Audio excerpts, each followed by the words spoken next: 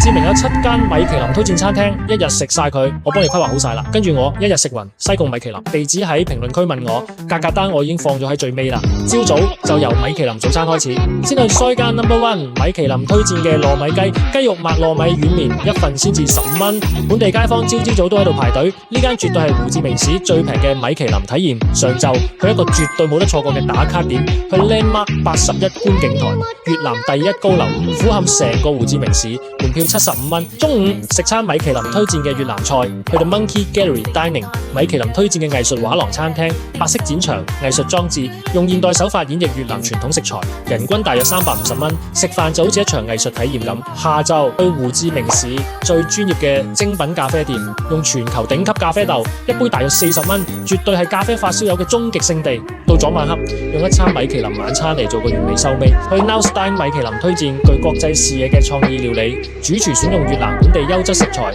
餐牌每3個月就更新一次，人均大約500蚊。最後用最靚嘅夜景同呢一日畫上完美句號。去 Social Club Rooftop Bar， 精品設計酒店嘅頂樓，藝術裝置配創意雞尾酒，法式波希米亞風格，一杯大約130蚊，用最正嘅夜景結束呢一日嘅米其林之旅。